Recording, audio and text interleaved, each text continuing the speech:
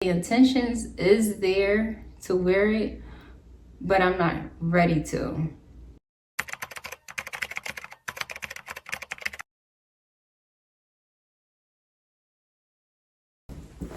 Hi guys, I'm Stephanie Hart and welcome to my YouTube channel.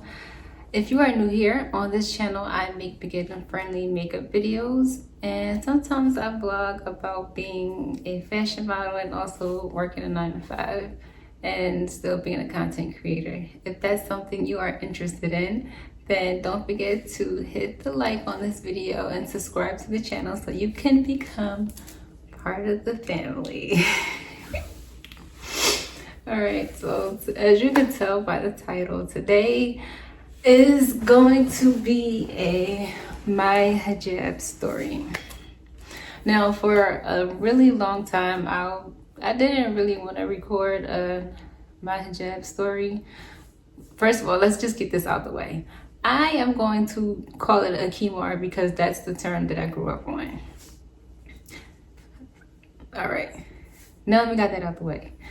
So I wasn't gonna do my hijab story at first because I just feel like I didn't owe anybody an explanation on why I chose to wear it or anything like that. But today we're just gonna sit here and talk about it and how it all started.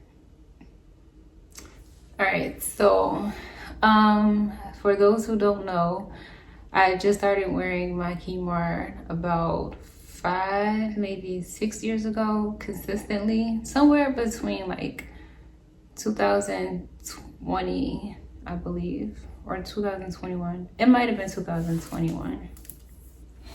That's when I started wearing my khimar more consistently. Before I was wearing it, but just not all the time.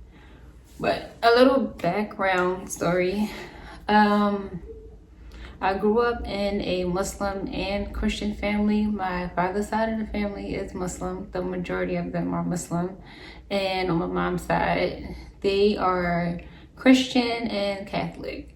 And so because I lived with my mom for the majority of my life, I grew up knowing Christianity and at some point practicing it as well. But also because I spent a lot of the summers with my dad's side of the family and they're Muslim, so I grew up practicing and also learning about Islam too. But I wore my khimar more times when I was a kid, when I was with my father's side of the family, but not so much like when I would be at home with my mom and like when I went to school. All right, so growing up, I spent a lot of the time with my father's side of the family, like during the summers, and I would be with my cousins all the time. And because their parents are both, majority of my cousins, like both of their cousins' parents are Muslim, so of course, like they were covered most of the time and they followed like Islamic laws and rules or whatever. And so because me and my brother would be around them, and I guess my grandma didn't want us to feel left out, we would have to like fast on Ramadan. We would have to go to the masjid. We had to learn surahs just like they had to do. So whatever they were learning, we had to learn too, even though we were growing up in a Christian household. So fast forward to my 20s. I started to think more about like not just religion but also spirituality, and I started to learn more about myself. And one thing about me is like I've always been sure of myself and I always knew what I wanted to do and how I wanted to go about it. And even as a kid, I felt like I aligned more with Islam more than Christianity. And I don't have anything bad to say about Christians or anything bad to say about Christianity. I'm just saying that my personal values, my personal views and morals aligned more with Islam even as a kid.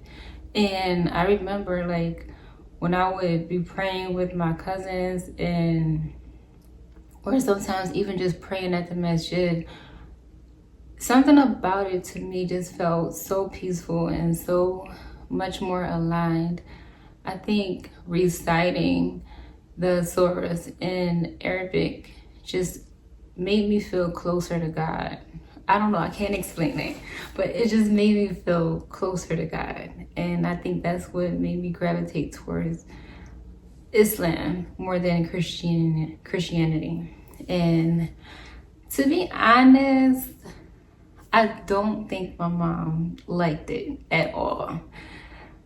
And I don't say that to make her like look bad or like feel bad, because you know, parents, they only do what they think is best for you. And I'm pretty sure, I'm not a parent myself, but I'm pretty sure it's hard trying to make decisions for another person, let alone try to make decisions for yourself. So I think my mom didn't like that I wanted to be Muslim when I was a kid, because she didn't really understand it. And a lot of times people tend to reject what they don't understand. And also because our neighborhood, like, we didn't have a lot of Muslims in our neighborhood. The majority of our neighborhood were Christian people, and they were older people. And you know, I hope I don't ruffle too many feathers when I say this, but I feel like a lot of older Christian women are very hypocritical at times, or not hypocritical, but really harsh and judgmental when they see other people or other Christians that don't follow the religion the way they think they should be following it. And so I think my mom did worry a lot of times about what other people thought, and I think that was another reason why she didn't want me or my brother to be Muslim. But anyways, fast forward to my 20s. For whatever reason, okay, so when I was in my 20s, I had moved to New York. I moved when I was 18 years old. And when I first moved to New York, I did not see any Muslims, any visible Muslims. Like, they were not covered. And Philly is different because Philly has a huge population of Muslims. Like, everywhere you go, you will see a Muslim person. And the women a lot of times are covered up, even niqab down to the ankles, they are covered. So it's like, you can't go nowhere in Philly and not see a Muslim. So coming to New York, it was different. Like, I'd never seen a Muslim when I first got to New York. And I kept thinking like, wow, do they not have Muslim people over here? But I had to think about it. Like, I think after 9/11, people were afraid to show that they were Muslim, or to even be dressed as a Muslim. So that was really weird to me. But whenever I would go back home, I felt like I started to miss practicing the religion. Like, I understood Christianity a lot, and I just never really connected with it. And so I don't know, for whatever reason, after a certain amount of time of not practicing either religions, Islam or Christianity, for some reason I just started to miss practicing Islam, and I missed wearing my khimar. I used to wear it a lot when I was a kid, because I said, like before, I used to be around my family a lot, my cousins and stuff a lot, but not so much when I was be at home with my mom. And I just started to miss it a lot.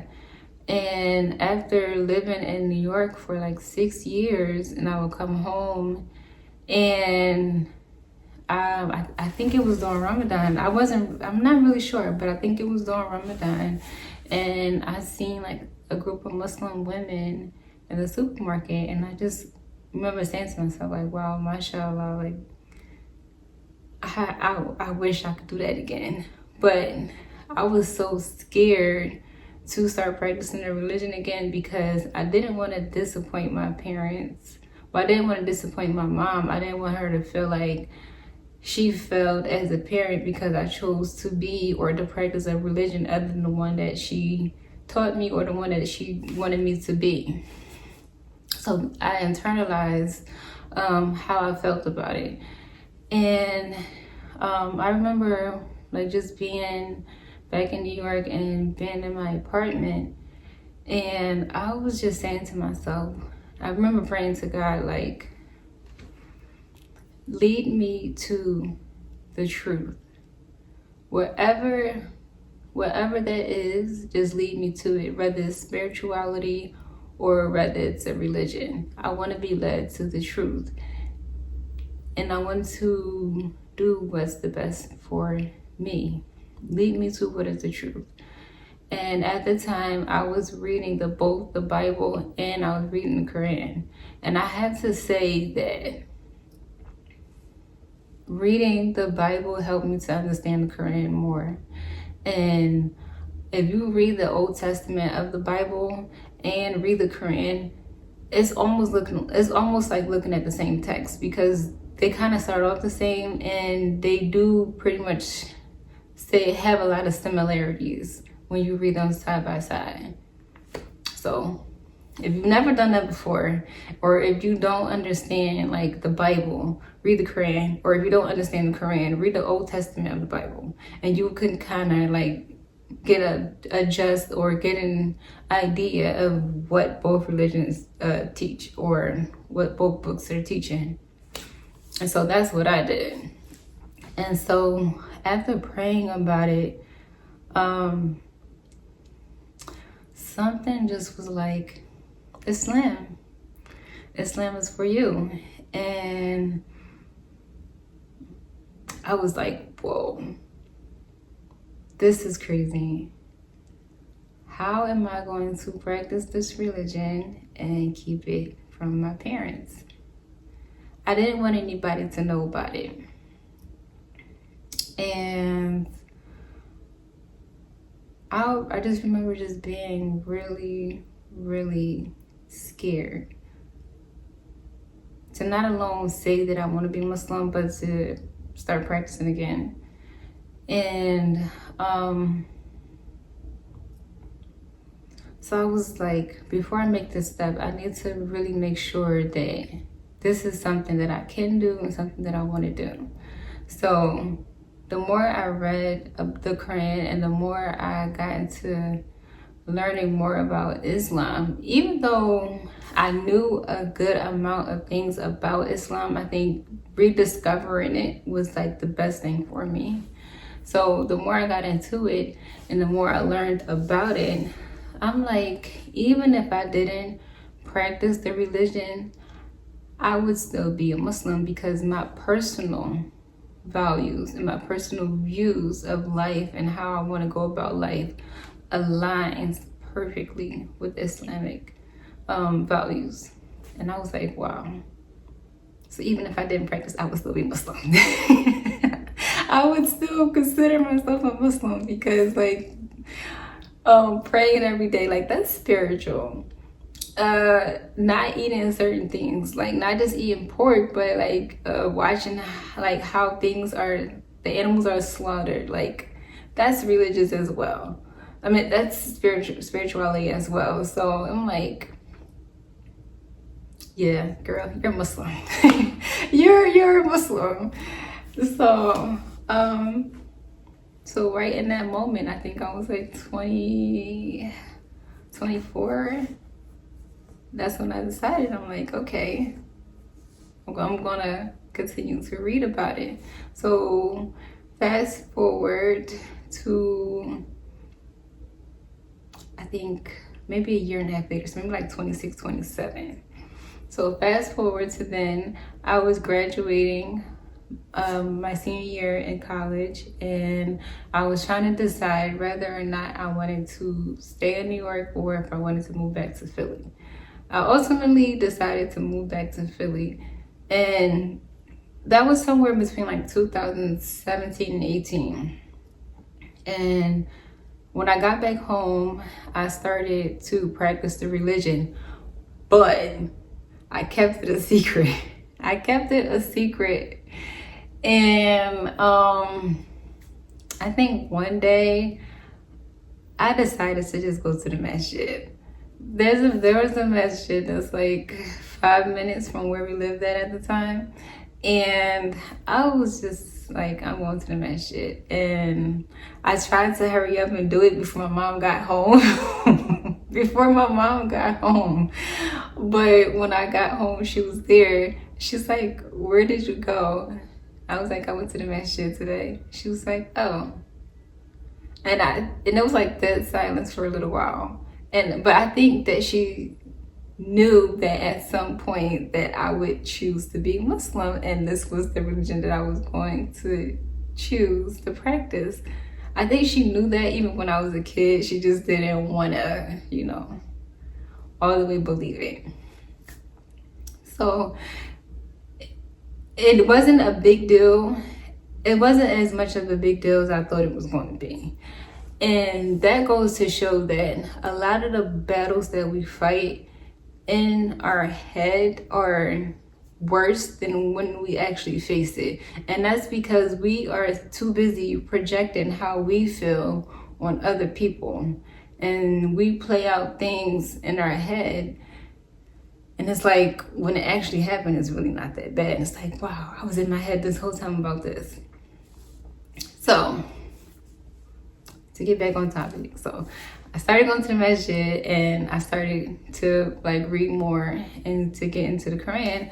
And that's when I decided yes, this is the religion I'm going to practice. And at the time, I still wasn't wearing the hijab. I was just wearing it every now and then when I would be around my family or when I want to go to the masjid. So I think that same year during Ramadan, that was my first Ramadan in 2017. My first Ramadan in maybe 15 years. Yes, my first Ramadan in about 15 years. That is so crazy to say.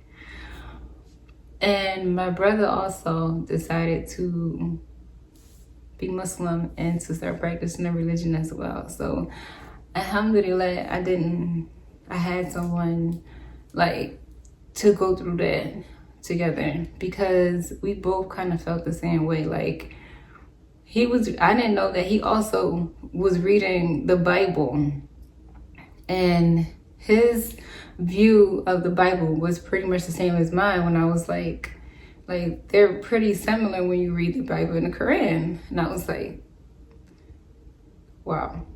So I'm not tripping. All right. So, this is probably 2017. So on and off throughout the years, I would sometimes wear my kimar and sometimes I didn't. And somewhere around that time, I met one of my cousins, and she's a singer and she's also an actress. And I remember us being in the car. This was probably 2019 now. And us being in the car, and she asked me, well, I asked her first because she's also Muslim. And I asked her first and I said, do you ever see yourself just wearing the kimar full time? Just wearing it every single day? And she said that she didn't know. She's like, I'm not sure. So she was like, what about you? Because you model and you act sometimes too. Do you ever see yourself just putting on the kimar and never taking it back off? And I said, that's a really good question. I said, the intentions is there to wear it, but I'm not ready to.